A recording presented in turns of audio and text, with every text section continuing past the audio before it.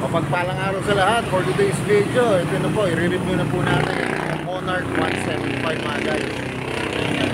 Ito po siya. Yan. Monarch 175. Ano po siya? Kulay glossy po siya na rin. Pero pag bago pa lang po kayo sa aking YouTube channel, pa-subscribe naman po at pa-hit ang notification bell para updated po kayo sa aking mga videos. Tara mga guys, simulan natin ito review. So yung mga guys, ito po yung Monarch 175 EM175. Yan, montage muna po natin yung motor para makita nyo po yung unit.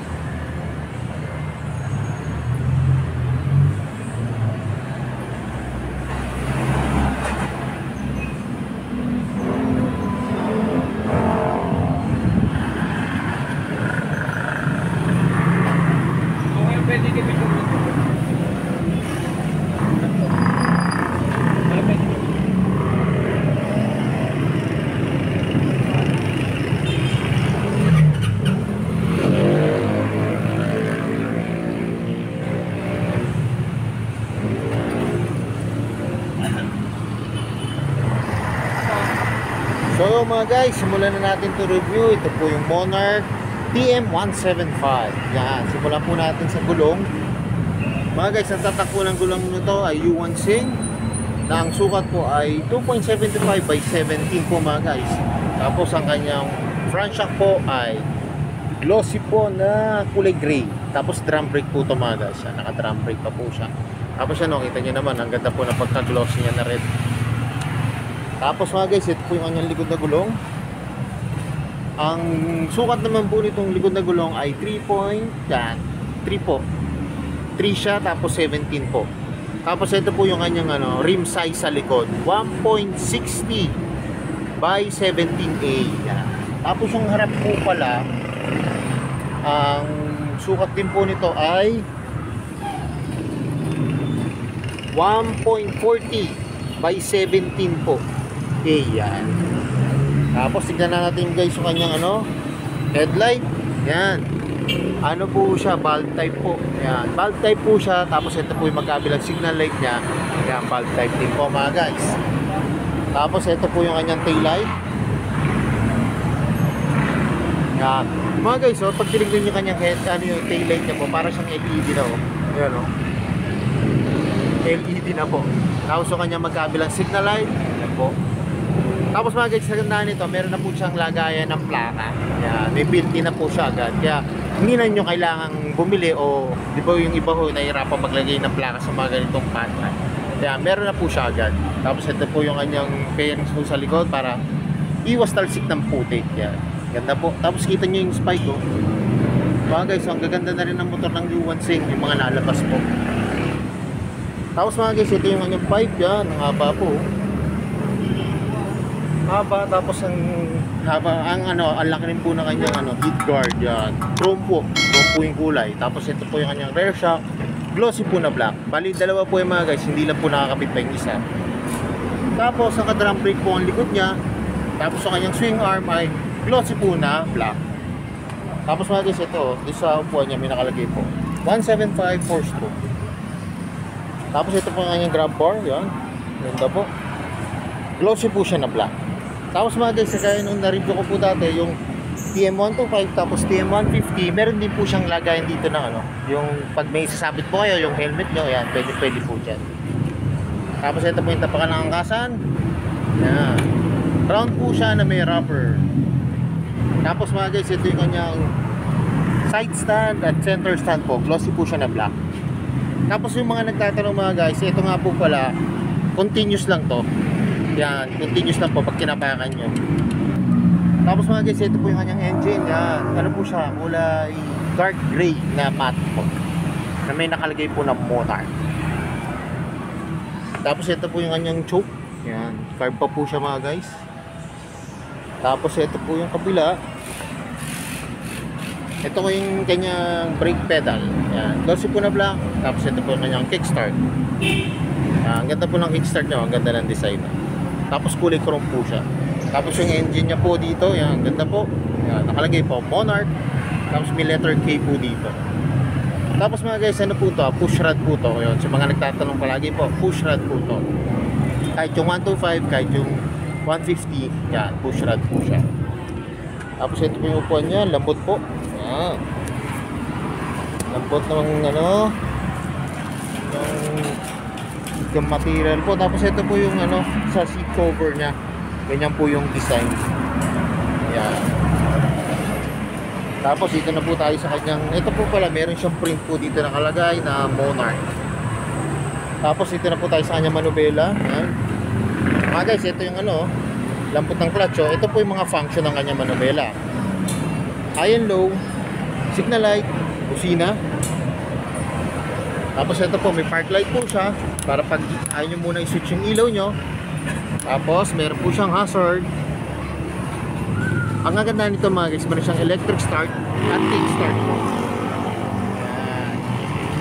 Tapos mga guys, ito yung kanyang throttle. Yan, itong po sa kamalambot. Ito yung kanyang brake lever. Tapos mga guys, kagandaan po nito, ano na po siya, digital at analog po. Halo po yung kanyang gauge panel. Tapos ito, may USB port po siya rito. Ayan, hindi na po kayo malolobat. Tapos mga guys, natanong ko rin, yung nakalagay dito sa kanyang digital gauge panel, meron po itong gear indicator, tapos yung kilometers, tapos yung bilis nyo po. Ang wala lang po talaga siya, yung ano, fuel gauge fuel gauge. Yun lang po ang wala dyan mga guys. Tapos ito po yung kanyang susian. Yan. Tapos ito po yung kanyang susi. May nakalagay po, may logo po dito ng Monarch. Mga guys, pasensya na kasi hindi pa po activate yung unit kaya hindi ko po mapakita sa inyo yung kanyang gauge panel. Tapos meron po siya rito nakalagay na Monarch. Yan. Tapos mga guys, ito yung kanyang ano, balik ko dito sa ano, headlight niya. Kasi yung headlight po nito pala mga guys, ano na, LED pala siya. Sorry po, kanina nasabi ko, bulb type. LED na po pala yan. Tapos ito mga guys, yung kanyang gas tank. Yan.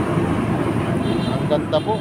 Tapos kita nyo, may kurba dito para sa ating mga bintik. Yan. So yun mga guys, ito na yung inaabangan ko. Masasakyan ko na itong Monarch TM175. Yan. Tara mga guys, tignan nyo pag nakasakay na ako sa unit.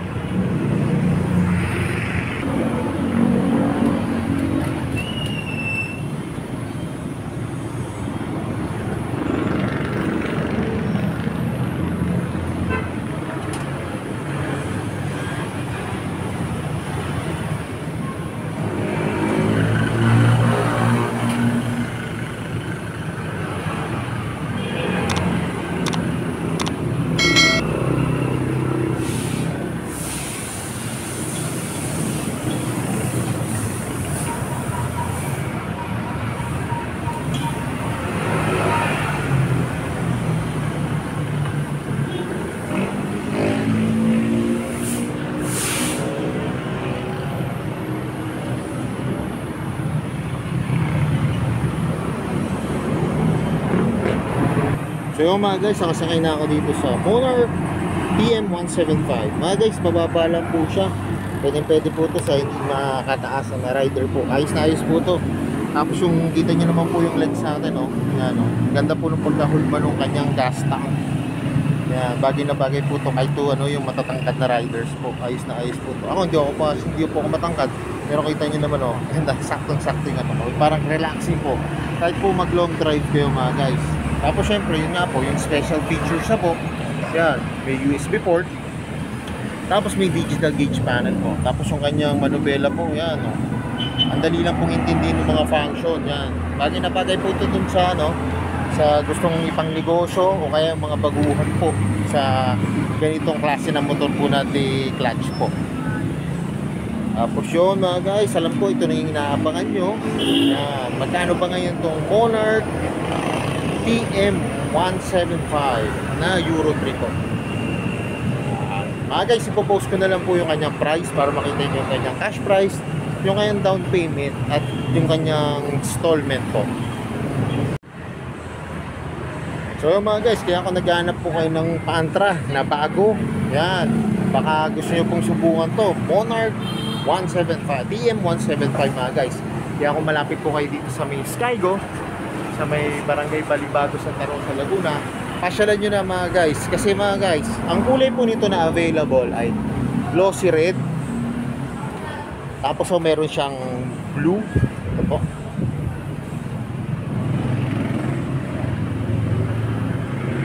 Mga guys, meron siyang blue, saka meron po siyang black doon sa loob. Kaya kung naghahanap po kayo ng bagong motorsiklo o pantra po, bakit hindi niyo po subukan to? Ito po, Monarch TM175. Saka mga guys, sa mga nagtatanong, ang Monarch po sa Skygo, parang ano sila, sister company po sila. Pero yung mga pyesa po nila nagkakaparehas po, kaya wag po kayong mangamba kung sakali pong meron po kayong kailangan ng parts ng Monarch, kasi kaparehas naman po siya ng Skygo po. So yung mga guys, hanggang dito na lang. Kung bago lang po kayo sa aking YouTube channel, pasubscribe naman po at palitan ang notification bell para updated po kayo sa aking mga videos. Masalamat nga po pala dito sa may Skygo.